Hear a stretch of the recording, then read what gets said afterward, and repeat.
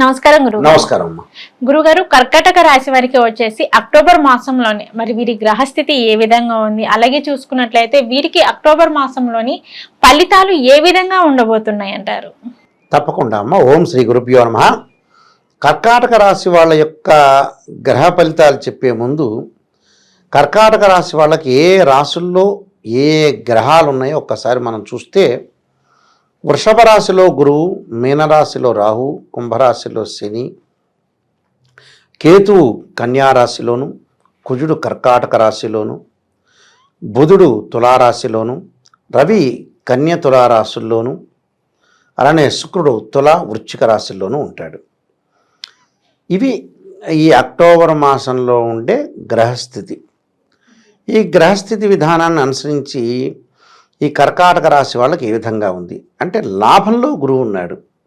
లాభంలో గురువు ఉండటం వల్ల ధనలాభము, ప్రతి కార్యక్రమాల యందు అవలీలగా విజయం సాధించటం, దాంతోపాటు ప్రభుత్వ రీత్యా కూడా కొంత అవార్డులు, వృత్తి ఉద్యోగ వ్యాపారాలు, సన్మానాలు, ఆదరణలు, ఆరోగ్యపరంగా అనుకూలంగా ఉండటం, మిత్రత్వము, గౌరవ సన్మానాలు, శత్రువులు పరాజితం కావటం, అంటే వీళ్ళ ఎవరైతే ఉంటారో వీళ్ళ శత్రువులు కూడా పరాజితులు అవుతారు.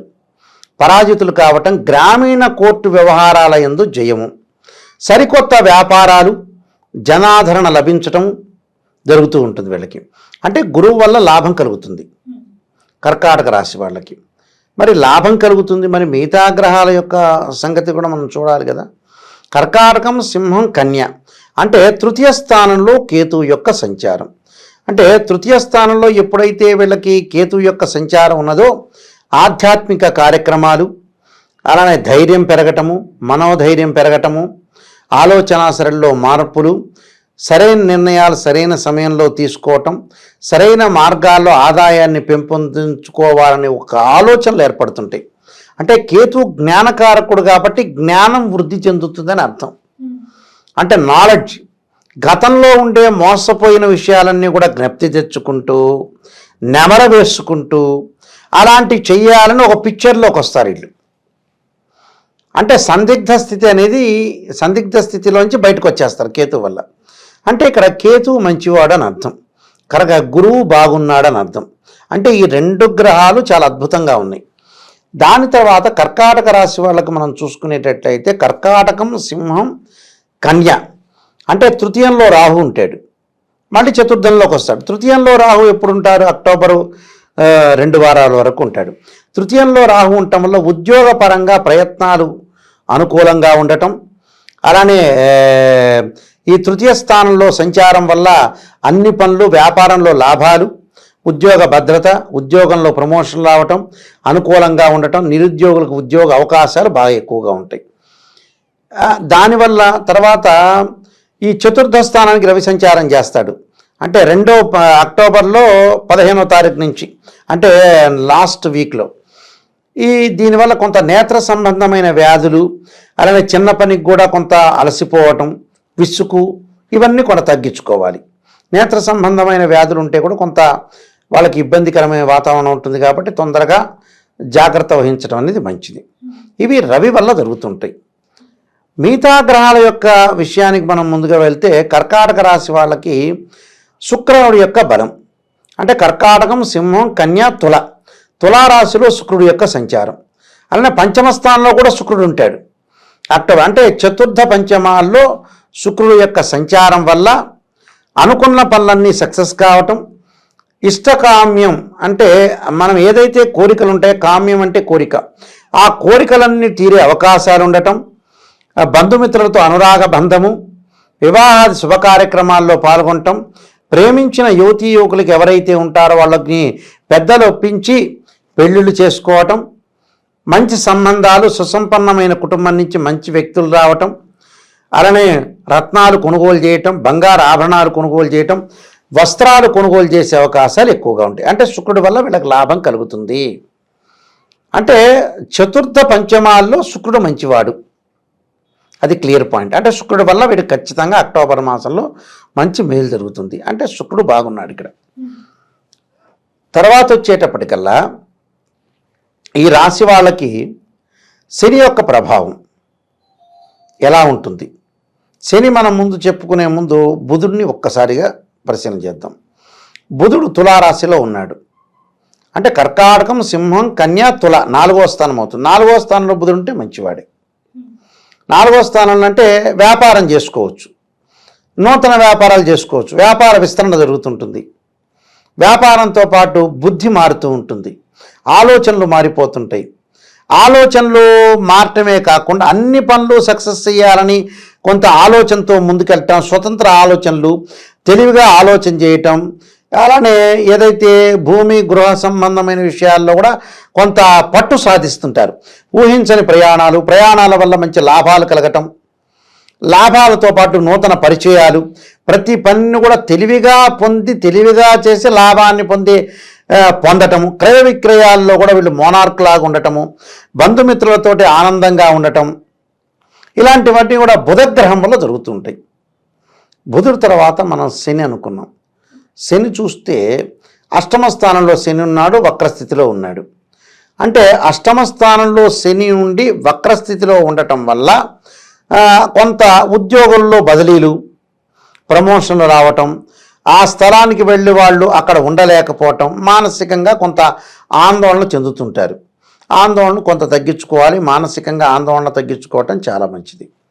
రాహు యొక్క బలం, రాహు 9వ స్థానంలో ఉండటం వల్ల విదేశాలకు వెళ్ళటమే కాకుండా దూర ప్రాంతాల్లో చుట్టాల ఇంట్లో, బంధువుల ఇంట్లో నివసించడము, తల్లిదండ్రులు జ్ఞాతుల ద్వారా వచ్చే ఆస్తి పంపకాలు, బంధుమిత్రులతో ఇష్టాగోష్ఠి చర్చలు, నూతన మిత్రులు లభించటము, ఇలాంటి అంటే సంతోషకరమైన శుభవార్తలు వినే అవకాశాలు ఎక్కువ ఉంటాయి. అంటే ఇవన్నీ కూడా జరుగుతుంటాయి. మరి కుజుడి యొక్క ప్రభావం ఏంది? కుజ స్తంభన జరిగింది. అంటే జన్మంలో కుజుడున్నాడు. భూ సంబంధమైన వ్యవహారాలు వెనక్కి వెళ్తుంటాయి, కోర్టు సమస్యలు పోస్ట్ పోన్ అవుతుంటాయి, అన్నదమ్ముల మధ్యలో సఖ్యత తగ్గుతూ ఉంటుంది రోజు రోజుకి. అలానే ఎవరైతే ఉద్యోగులు ఉంటారు అంటే జ్యుడిషియల్లో ఉన్న వ్యక్తులు కానీ, రక్షణ శాఖ కానీ, నేవీ కానీ, కెమికల్ కంపెనీ వాళ్ళు, డాక్టర్స్ కానీ, వీళ్ళ కొంత అసంతృప్తి జరుగుతుంటుంది వాళ్ళు చేసే పనులలో. కొంత ఏదో అసంతృప్తి, కొన్ని చికాకులు కలుగుతుంటాయి. ఆరోగ్యపరంగా మటుకు కొంత శ్రద్ధ వహించాలి. ఆరోగ్యపరంగా ఇబ్బందులు పడకుండా, తర్వాత ముఖ్యంగా కన్స్ట్రక్షన్ చేసేవాళ్ళు పైనుంచి కిందకి జాగ్రత్తగా తాడు పట్టుకొని దిగేవి కొన్ని జరుగుతుంటాయి, కింద పడకుండా చూసుకోవాలి. అంటే సరికొత్త వ్యాపారాలు వీళ్ళు చేసుకోవచ్చు, కానీ ఆరోగ్యాన్ని, వాహన ప్రమాదాలు జరగకుండా చూసుకోవాలి. కుజుడు ఏంటంటే వాహన ప్రమాదాలను ఇస్తూ ఉంటాడు. అంటే వాహనాన్ని ప్రయాణం చేసేటప్పుడు ఏముందిలే అని మన జీవితాన్ని నెగ్లెక్ట్ చేసుకోకూడదు. చాలామంది కూడా పాపం ఈ మధ్యకాలంలో జనాలు చెడిపోవడానికి ఫస్ట్ కారణం ఏంటంటే నెగ్లెక్టే. ఏముందిలే అనుకుంటుంటారు. ఏముంది అనేది ఏముండదు. జీవితం అనేది ఇంత ఉంటుంది. ఆ ఇంత దానిలో రోజు రోజుకి టైం గడిచిపోతుంటుంది. ఆ గడిచిపోయే దానిలో కొంత లేట్ చేసుకుంటే మనము లేట్ చేసుకొని మన సమస్యలు లేట్ అయిపోతే మొత్తం పరిపూర్ణంగా లేట్ అయిపోతుంటుంది. అందులో లేటు కాకుండా నిజంగా చూసుకోవాలి. చూసుకొని ఏదైతే సమస్యలు ఉంటాయో ఆ సమస్యలన్నీ కూడా తొలగించుకునే ప్రయత్నం చేయాలి. అంటే కోర్టు సమస్యలు వస్తాయి వీళ్ళకి, కానీ గ్రామీణ కోర్టు వాళ్ళకు విజయం సాధిస్తారు. అంటే సిటీ కోర్టు వాళ్ళు కాదు. పల్లెటూరులో ఉండే అవరోధాలు ఉంటాయి కదా, అవి తగ్గిపోతాయి వాళ్ళకి.